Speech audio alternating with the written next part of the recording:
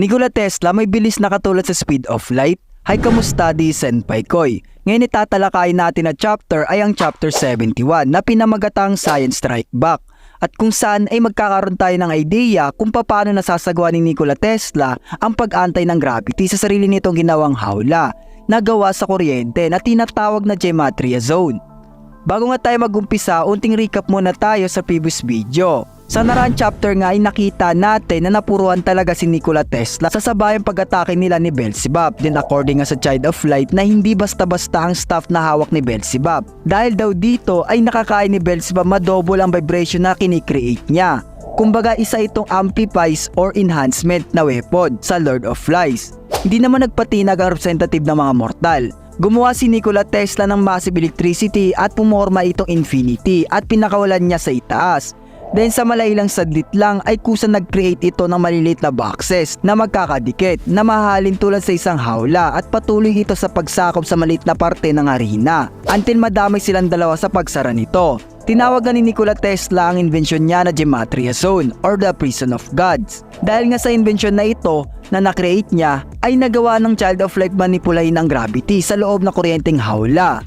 Sa chapter nga na ito ay mamamataan natin na fully occupied na ni Nikola Tesla ang maliit na bahagi ng stage gamit ang abilidad niya na gematria zone. Nagulat naman ng ibang gods at mortal sa kanilang nasilayang kakaibang invention na nanggaling sa Child of Light. According pa kay Nostradamus na isa ba daw itong illusion lamang dahil napakaganda nga daw nito. Winika naman ng announcer na ano nga ba daw ang nangyayari. Sa bagamat pinapalibutan daw ang dalawang representative ng dazzling light. Then doon nga ay muling nag-flashback ang nakaraan ni Nikola Tesla sa taong 1943. Sa panel nga na ito ay diniklara ng bansang USA at Soviet Union ang pagkamatay ni Nikola Tesla.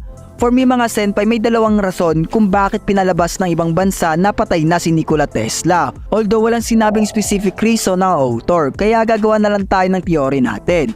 Una ay para protektahan si Nikola Tesla sa mga masasamang loob. Dahil according nga sa panel na ito, na nakagawa ang Child of Light ng mga scientific super weapon which is agaw pansin sa mga mata ng ibang malalakas na bansa para mag-dominate sa mga digmaan at makatulong maprotekta ng kanilang seguridad. At ang pangalawa naman ay dahil sa mga failure ng mga invention or experiment ni Nikola Tesla na naging reason sa pagkawala niya. Lalo't merong ini-experiment ang Child of Light na isa sa mga everlasting dream ng mga tao, ang ma-achieve ang anti-gravity system na isa sa mga pinapangarap lang natin in our modern era.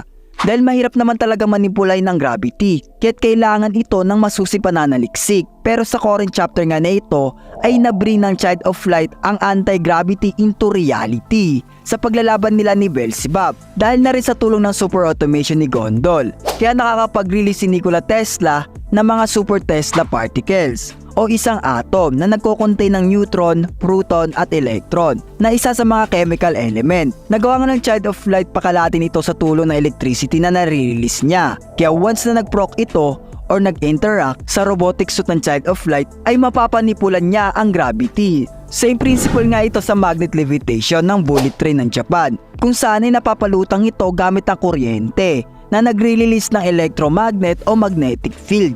Bali ganun nga katalino ang tinaguriang the one and only sorcerer in all human history na si Nikola Tesla. Mapapansin naman natin ang Lord of Lies na namangha sa creation ni Nikola Tesla.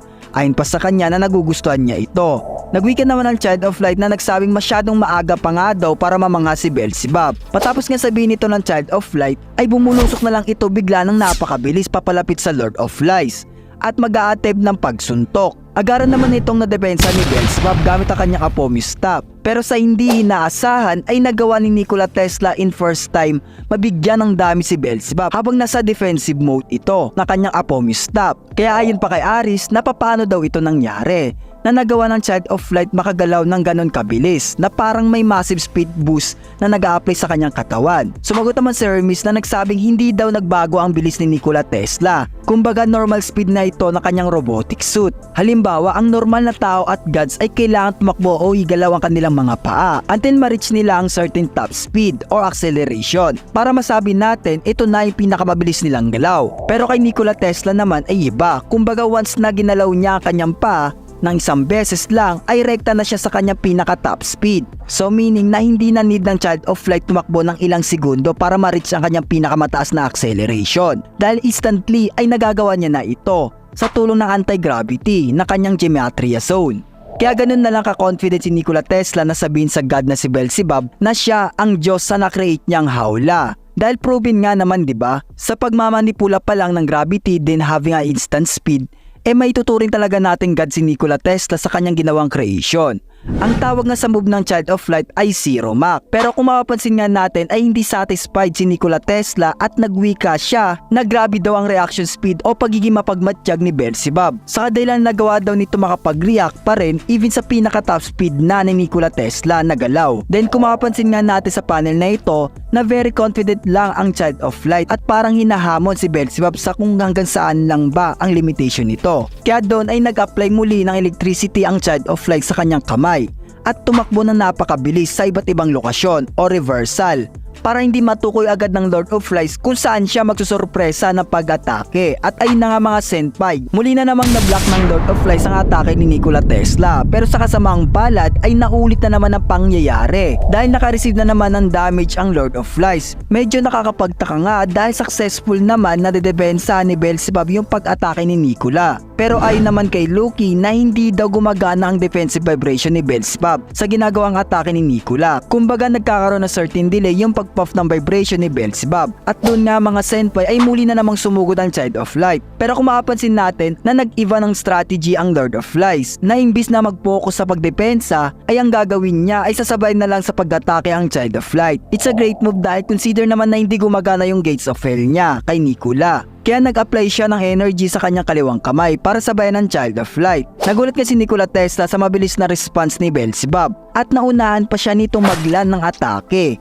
Kaya inilagan ito ng Child of Light pero hindi naman ito pinalagpas ni Beelzebub dahil sinundan niya ito ng pag-atake gamit ang kanyang Apophis Stop na tinatawag na Surat Valve. Napansin naman ito ng Child of Light kaya lumundag siya sa kanyang kinatatayuan para maiwasan ang slashing attack ni Beelzebub. Nagulat naman ang Lord of Lies dahil papalapit na sa kanya si Nikola Tesla. Hindi nga nakapag-react ng Lord of Lies agad kaya hindi niya nalipat ang Apophis Stop sa kaliwang kamay para makapag-perform sana ng defensive move. Kaya tumama talaga ang atake ni Nikola Tesla sa bandang tiyan ni Beelzebub na nagsani sa pagkakatilapon niya at pagsuka ng dugo. Medyo kakaiba nga yung ginagawa movement ng Child of Light dahil sa tulong ng kanyang robotic suit na kaing lumutang sa ere ay hindi agad mapredict ni Beelzebub kung saan ito papunta sa kadahilan na kung saan itong lokasyon tumutungo na may pambihirang bilis na tinataglay. Tinawag nga ito ni Nikola Tesla na Tesla Step. Muli niya nga itong ginamit sa Lord of Lies at biglang nag-attempt na suntok. Bago nga itong maglan ay kusang nakapagkas si Beelzebub ng Gates of Hell sa kanyang Apophis Stop kaya't na-nullify ni Beelzebub ang sinagawang attack ng Child of Light. Nakakapanibago nga this time dahil approximately ay nasasabayan na ni Beelzebub ang maximum top speed attack ni Nikola. Kumbaga hindi na nagkakaroon ng certain delay. Winika pa nga ni Adamas na nakakainis ang representative ng mga mortal na ito dahil nga daw ay masyado daw itong maraming tricks na tinatago. Pero this time ay unti-unti na nababasa ni Beelzebub o nauunawaan ang mga galaw ng Child of Light, wika ni Adamas. Nagsalita naman si Zeus at nagsabi na parang meron daw siyang nasisense na kakaiba at doon ay muli tayo ibabalik sa paglalaban ng dalawa. Sa panel nga na ito ay nagwika ang Lord of Lies na yung last time na attack ni Nikola Tesla ay nakikita niya na bago siya ma-reach na suntok. Nag-disagree nga ang Child of Light at muling nag-release ng electricity sa kanyang mga kamay. Nagulat nga ang Lord of Lies din according kay Nikola Tesla na obserbahan nga daw ni Beelzebub ang gagawin niyang pag-atake na tila ay naghahamon. Sa kadahilanan sa last time na sinabi ni Beelzebub ay nakikita niya na nga daw ang Zero Max at Tesla Step ng Child of Light. Kaya this time ay may bago ipapakita si Nikola Tesla. Kung mapansin nyo nga sa panel na ito ay kusang nagliwanag ang buong katawan ni Nikola. At kasabay nito ang biglang pagkawala niya sa kanyang kinatatayuan. Nagulat nga si Beelzebub dahil parang isang kisap mata yung paglaho ni Nikola Tesla. At ayun na nga mga sent, may kung anong liwanag ang biglang nag-pop up sa likuran ng Lord of Lies. Then ayun na nga mga sent, biglang sumulpot nga ang Child of Light sa likuran ni Beelzebub at mag-a-attempt ng pagsuntok. Nakakabilib nga mga senpai dahil instantly ay nagagawa ng Child of Light mapunta agad sa ibang lokasyon na hindi agad nakikita ng ating mga mata. Kumbaga parang may bilis ng speed of light or we can consider ito na teleportation. Dahil base nga sa nakita nating panel ay unting nawawala ang katawan ni Nikola dahil sa liwanag. na same kung paano na perform ang teleportation para instantly ay makapunta agad sa iba't ibang lokasyon. At doon magwawakas ang chapter 71 ng Record of Ragnarok. Ay lang mga senpai, no? By the way, mag-follow at mag-subscribe na kayo sa other social media platform natin para lagi kayo updated sa mga bagong release na video natin. Maraming salamat. Nga pala, shoutout muna natin yung mga solid viewer natin.